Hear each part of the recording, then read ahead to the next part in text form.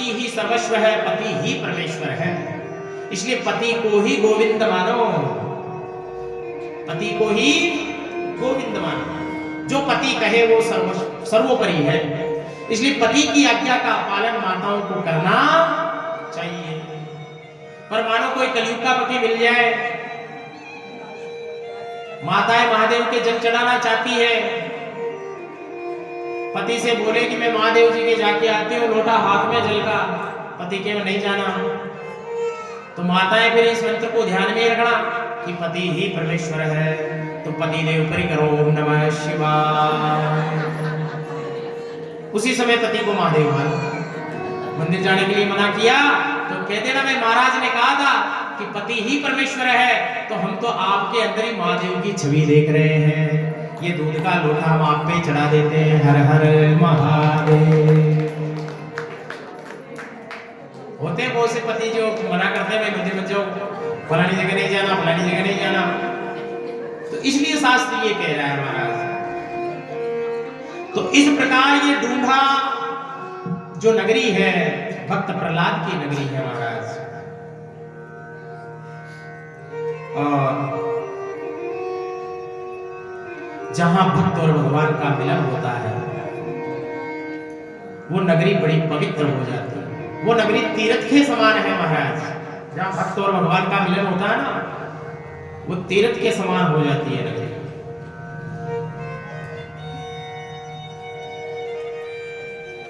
अब जो है खाटू नगरी की एक सत्य घटना है। घटना यह है कि विक्रमी संवत 1736 में, विक्रमी संवत 1736 ईस्वी में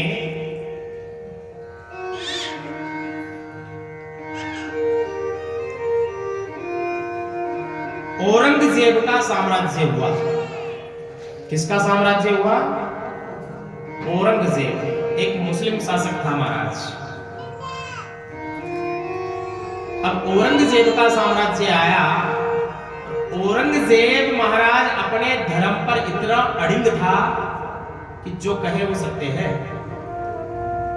तो उस औरंगजेब ने अपने सारे सैनिकों को आदेश दिया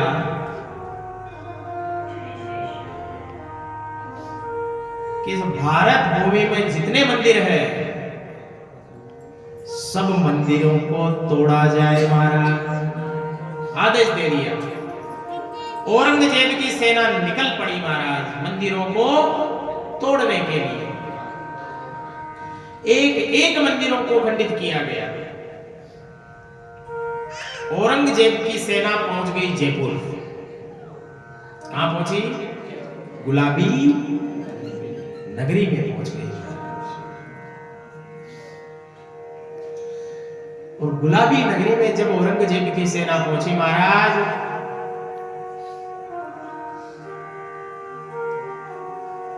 तो सीकर नरेश को इस बात का भान हो गया, खाटू नरेश को इस बात का भान हो गया, खटवाल को, कि जो जयपुर आ गया है खाटू आने में देर नहीं लगेगी।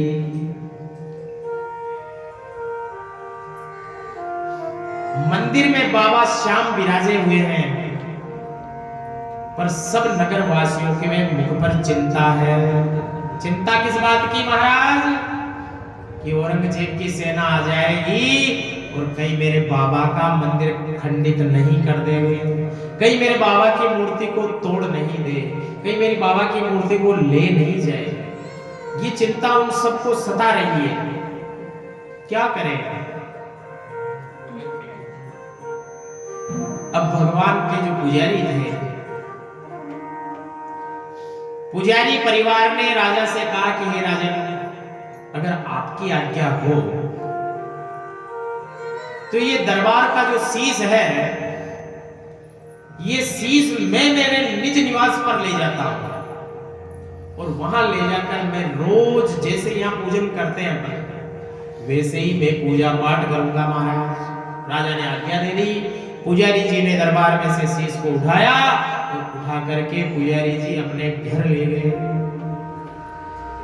जिस रात को पुजारी जी वहां पूजा कर ही रहे थे और उतने में ही औरंगजेब की सेना खाटू श्याम में आ गई महाराज, और आते ही सीधा अटैक किया बाबा श्याम के मंदिर पर। मंदिर का शिखर गुम्बद सबको ध्वस्त किया गया। जब मूर्ति को अंदर देखा तो जब जो लोग दूसरे धर्म के होते हैं तो उनको ये एहसास नहीं हुआ कि मूर्ति यहाँ है या नहीं है, क्योंकि बाबा के पुष्पों का श्रृंगार होता है ऐसे। अगर शीश को ऊपर से कोई ले जाए तो भी कोई जज नहीं कर सकता कि मूर्ति एक नहीं है, क्यों?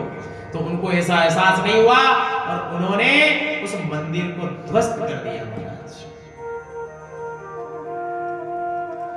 और सेना पुनः वहां से चली गई। श्याम की हवेली को तोड़ा। संवत 1777 में औरंगजेब का साम्राज्य समाप्त हो गया। 1736 में तो औरंगजेब आया और 1777 में उसका साम्राज्य समाप्त हो गया औरंगजेब का। अब तब औरंगजेब का साम्राज्य समाप्त हुआ, 1 महीना बीता, 2 महीने बीते, पुजारी जी भी कहने लगे महाराज बाबा का तो मंदिर बनना ही चाहिए, बाबा का मंदिर तो बनना चाहिए वापस। अब तो औरंगजेब भी गया यहां से। गांव वाले कहने लगे पुजारी जी बनावे कैसे? मंदिर को बनाने के लिए धन की आवश्यकता है और धन अभी हमारे पास है नहीं। ये औरंगजेब के लुटेरे आए थे, ये सारा धन लूट कर ले गए, कुछ नहीं है अपने पास, क्या करें? सबने विचार किया। तब पुजारी जी कहने लगे महाराज कि हमें हारने की आवश्यकता नहीं है, हमें हारने की आवश्यकता नहीं है, क्योंकि हमारा सहारा अब यही बनेगा, हमारा सहारा अब ये बनेगा। अब पुजारी जी कहने लगे कि बाबा अगर तुझे मंदिर में बैठना है तो व्यवस्था करवा, और नहीं बैठना है मेरे घर पर ही रहना है तो रह, इसमें कोई दोष। पुजारी जी ने कहा कि हारे का सहारा बनेगा, ये हमारा सहारा बनेगा, हम सब हार गए हैं, कि कैसे बनावे। इसीलिए उस दिन से आज दिन तक बाबा का नाम हो गया हारे का सहारा। इसलिए कहते हैं जो हार जाते हैं वो बाबा की अगर शरण में चले जाए तो बाबा उसको सहारा दे देता है। दुनिया में चाहे जहां से हार जाए हम, एक बार बाबा की शरण में आ जाए, ये हारने नहीं देगा।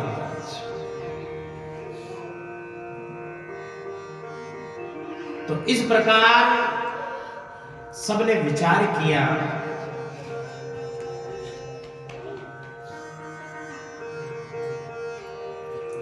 कि मंदिर बनाने के लिए धन चाहिए,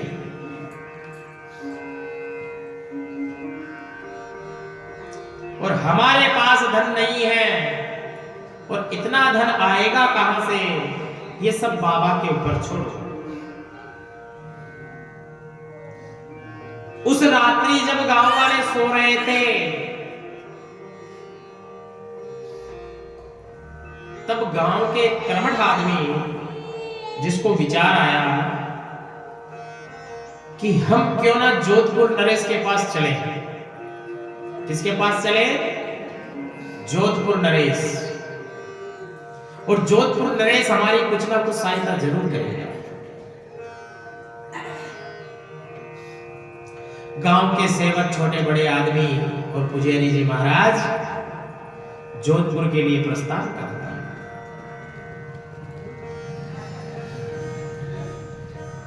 महाराज सब जोधपुर पहुंच गए। राजमहल में गए, राजमहल में उनका भव्य स्वागत किया गया कि कहां से आए हैं, कि खाटू नगरी से आए। कहां से आए हो मुझे? खाटू नगरी से आए। इसलिए राजा ने भव्य स्वागत किया, मान लिया, सत्कार किया।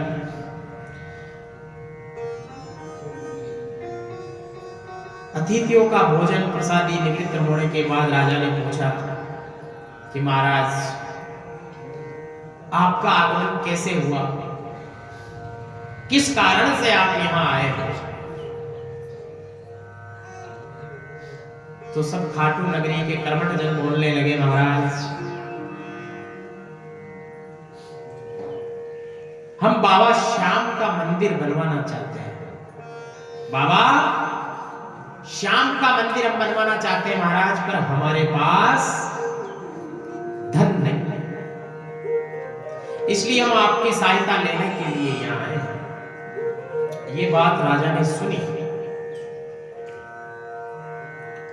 जैसे ही ये बात राजा ने सुनी, राजा वहां से अपने कक्ष की ओर प्रस्थान कर गए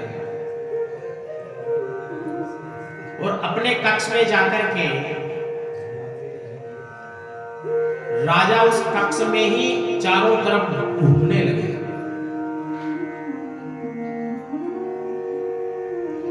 जब राजा को रात्रि में नींद नहीं आ रही थी, तब रानी वहां पहुंच गई और रानी ने राजा से कहा कि महाराज इतनी रात बीत गई, सब मेहमान अतिथि भी सो गए, आज तुम चारों तरफ इधर विचरण कर रहे हो, बात क्या है? ऐसी कोई चिंता वाली बात है जो आज आपको सोने नहीं दे रही है महाराज? राजा कहता है आप जाकर विश्राम करो, जब मुझे निद्रासन होगा तब आकर मैं स्वयं विश्राम करूंगा। रानी बड़ी पतिव्रता थी, उसने कहा नहीं महाराज, जब तक आप नहीं सोएंगे तब तक हम भी नहीं सोएंगे, जब तक आप नहीं सोओगे तब तक हम भी नहीं सोएंगे महाराज।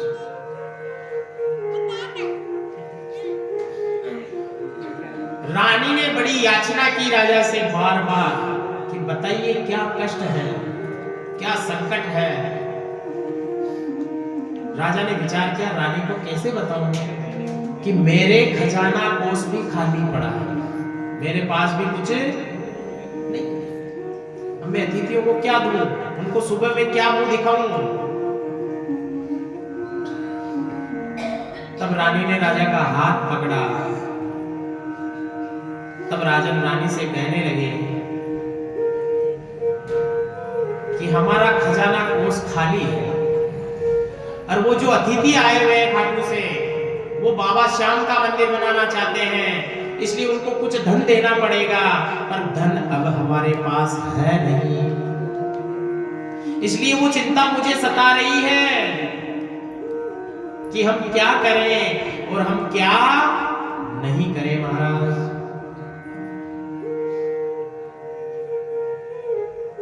रानी बड़ी पवित्र और पतिव्रता थी। रानी ने कहा महाराज बस इतनी सी छोटी सी बात है और इतनी सी बात में आप विश्राम नहीं पा रहे, आप विश्राम करो महाराज, सब व्यवस्था हो जाएगी। राजा कह रहा नहीं, व्यवस्था हो कैसे जाएगी, पहले मुझे बताओ। रानी कहने लगी महाराज कि मेरे पास कुछ धन है, मेरे पास कुछ धन है और मेरे पास कुछ मेरे आभूषण भी रखे हैं महाराज। राजा कहने लगा अरे आभूषण हम थोड़ी दे सकते हैं, आभूषण तुम्हारे सौभाग्य चिन्ह हैं, इन चिन्ह को हम कैसे दे सकते हैं। रानी कहने लगी महाराज ये सौभाग्य आप और हम जानते हैं, ये सौभाग्य केवल आप और हम जानते हैं महाराज, और अगर मैं मेरे संपूर्ण आभूषण अगर खाटू श्याम मंदिर बनाने में दे दूं तो बाबा भी जानने लगेगा महाराज, वो बाबा भी जानने लगेगा। इस संसार को हमें क्या दिखाना है महाराज कि हम अगर आभूषण धन इत्यादि देंगे तो इस संसार में कुछ कमाए या नहीं कमाए, संसार में चाहे किसी की कितनी सहायता करो, वो फिर भी पीछे से आपसे मुंह मोड़ेगा। रानी कहने लगी, महाराज ये संपूर्ण धन ले जा करके खाटू नगरी से जो अतिथि आए उनको दे दो, क्योंकि जब खाटू नगरी में बाबा का मंदिर बनेगा तो उस मंदिर की चौखट पर हमारा नाम अजर और अमर हो जाएगा। उस चौखट पे मेरा नाम अजर अमर हो जाएगा। और यहाँ अजर अमर में तो क्या तो आप मुझे देखोगे या मैं आपको देखूंगी, इसके अलावा और कुछ नहीं है हमारे पास।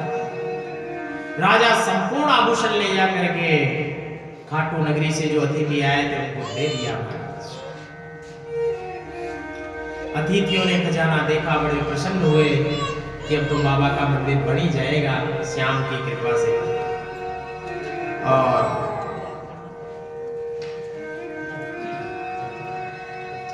श्याम बाबा की बड़ी कृपा हुई।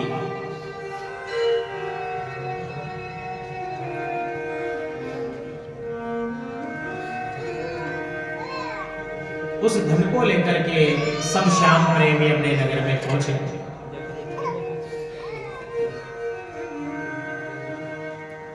इसलिए शास्त्र कहता है कि यत्र नार्यस्तु रमन्ते तत्र देवता, यानी जहां नारियों का सम्मान है, जहां माताओं का सम्मान है, वहां पर देवता निवास करते हैं। यत्र नार्यस्तु पूजन्ते रमन्ते तत्र देवता। मैं नहीं कह रहा हूं, शास्त्र कह रहा है कि जहां माताओं का मान है, सम्मान है, वहीं पर ही देवता रहते हैं, अन्यथा वहां देवता नहीं रहते महाराज। वहां से देवता भाग जाते हैं। रोज उठे हुंकार करें, तुकार करें, वाद विवाद लड़ाई झगड़ा करोगे तो देवता नहीं रहेंगे। इसलिए माताओं का सम्मान होना चाहिए और हर घर में होना चाहिए महाराज। और जब हर घर में माता का सम्मान होगा तो ये मृत्यु लोक भी वैकुंठ लोक से कम नहीं होगा। ये मृत्यु लोक भी वैकुंठ लोक से कम नहीं होगा।